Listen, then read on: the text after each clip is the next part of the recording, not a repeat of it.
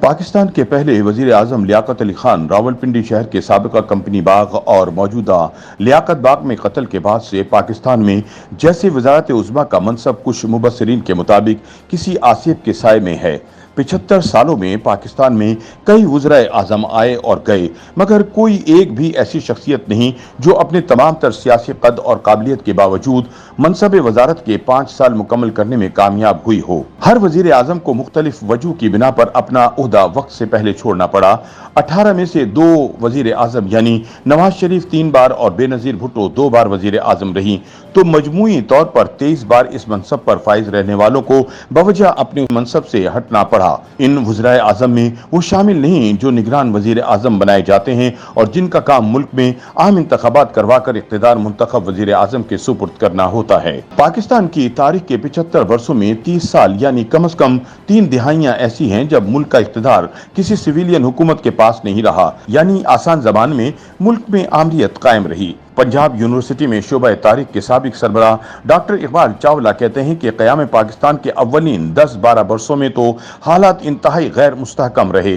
اندرونی سازشیں اس کی بنیادی وجہ تھیں کہ کوئی حکومت یا وزیر اعظم اپنی مدت پوری نہ کر سکے، لیکن پھر پہلے مارش اللہ کے بعد صورتحال بدل گئی اور اسٹیبلشمنٹ نے بالادستی حاصل کر لی، اور سویلین دور حکومت میں جو بھی وزیر اعظم ان کی توقعات پر پورا نہ اترتا یا چون و چرا کرتا تو اس کی چھٹی کروا دی جاتی اور دیدہ اور نادیدہ قوتیں اس کی پشت بنائی پر ہوتی۔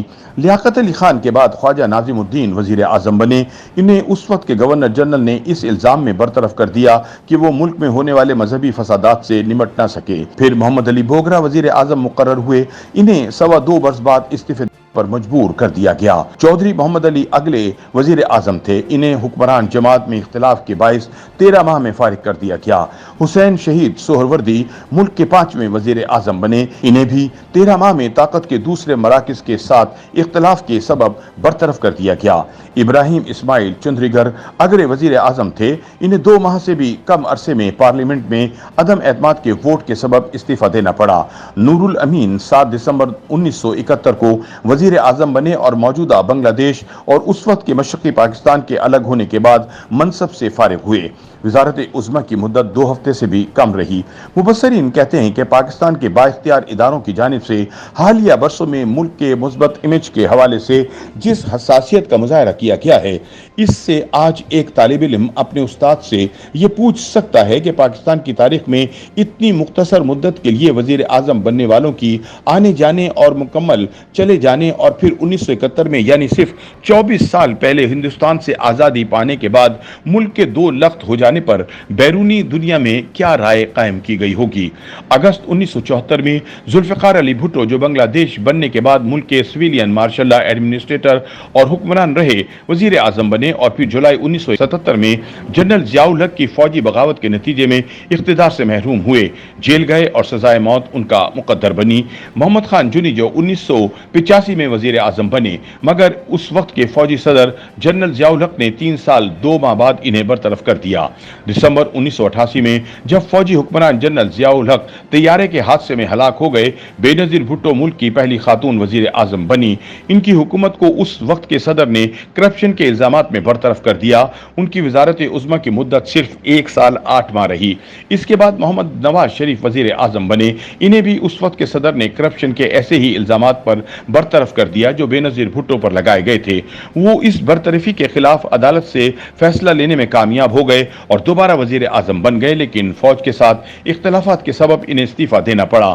اکتوبر 1993 میں بے نظیر بھٹو ایک بار پھر منتخب ہو کر اقتدار میں واپس آئیں، لیکن اس بار بھی ان کا مقدر وہی ٹھہرا۔ اس بار گھر کو آگ لگ گئی گھر کے چراغ سے۔ ان کی اپنی پارٹی کے صدر نے ہی ان کی طرز حکمرانی کو غلط قرار دے کر انہیں برطرف کر دیا۔ اس بار ان کی حکومت 3 سال سے کچھ زیادہ عرصے تک قائم رہی۔ پھر 1997 میں نواز شریف دوسری بار برسر اقتدار آئے، لیکن ابھی 3 سال بھی پورے نہیں ہوئے تھے کہ 1999 کی فوجی بغاوت میں ان کی حکومت کا تختہ الٹ دیا گیا۔ 2002 میں فوجی حکمرانی میں میر ظفر اللہ خان جمالی وزیر اعظم بنے، لیکن ابھی 1.5 سال سے کچھ ہی زیادہ ہوئے تھے کہ فوج کے ساتھ اختلافات کے سبب وہ مستعفی ہو گئے۔ سال 2008 میں یوسف رضا گیلانی وزیر اعظم منتخب ہوئے، لیکن 4 سال کے بعد سپریم کورٹ نے انہیں نااہل قرار دے کر گھر بھیج دیا۔ اس وقت کی برسر اقتدار پیپلز پارٹی نے راجہ پرویز اشرف کو ان کی جگہ وزیر اعظم بنا دیا، جو اسمبلی کی مدت ختم ہونے تک اپنے منصب پر رہے۔ جون 2013 میں نواز شریف تیسری بار وزیر اعظم بنے۔ انہیں تیسری بار وزیر اعظم بننے کے لیے آئین میں ترمیم کروانی پڑی، لیکن اس بار بھی مقدر نے یاوری نہ کی اور 4 سال 2 ماہ بعد سپریم کورٹ آف پاکستان نے اثاثہ چھپانے کے الزام میں انہیں برطرف کر دیا۔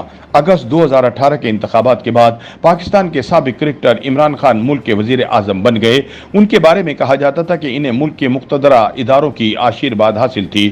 ان کے دور حکومت کے اولین سالوں میں بار بار یہ باور کرایا جاتا رہا کہ ان کی حکومت اور ملک کی فوجی قیادت ایک صفحے پر ہیں، لیکن مبصرین جسے ایک پیج کا رومانس کہہ رہے تھے، وہ بھی 5 سال کی مقررہ مدت مکمل نہ کر سکا اور صرف 3 سال اور چند ماہ میں انہیں وزیر اعظم ہاؤس خالی کرنا پڑا۔ تحریک عدم اعتماد کے ذریعے انہیں اقتدار سے بے دخل کر دیا گیا اور وہ اپنی کردہ اور نہ کردہ سیاسی غلطیوں کی سزا اپنی قید اور اپنی جماعت کے لیڈروں اور کارکنوں کی گرفتاریوں کے ساتھ اٹک جیل میں کاٹ رہے ہیں۔ عمران خان، جنہیں مدت پوری ہونے سے قبل ایک تحریک عدم اعتماد کے ذریعے ان کے منصب سے ہٹا دیا گیا اور ان دنوں وہ اٹک جیل میں قید ہیں۔ عمران خان کے برخاست ہونے کے بعد پی ڈی ایم پر مبنی کئی جماعتوں کے وزیر اعظم کا منصب شہباز شریف نے سنبھالا۔ وہ 1 سال سے کچھ زیادہ عرصے تک وزیر اعظم کے عہدے پر فائز رہے۔ اب ملک کا انتظام نگران وزیر اعظم کے سپرد کیا گیا ہے، مگر معیشت کی بحالی کے وعدے لینے کے لیے تاجروں کو ملک کے فوجی سپہ سالار سے ملنا پڑ رہا ہے۔ خیال رہے کہ ایسی ملاقاتیں ماضی میں بھی ہوتی رہی ہیں۔ YouTube پر گوگلی نیوز دیکھنے کے لیے youtube.com کی سرچ بار میں googly news T V type کریں۔ گوگلی نیوز کے پیج پر سرخ رنگ کے سبسکرپشن والے بٹن پر کلک کرنا نہ بھولیے۔ YouTube پیج پر اپلوڈ ہونے والی ویڈیوز سے باخبر رہنے کے لیے بیل آئیکن پر کلک کیجیے۔ آپ کو ہر نئی ویڈیو کے بارے میں نوٹیفیکیشن موصول ہو جائے گا۔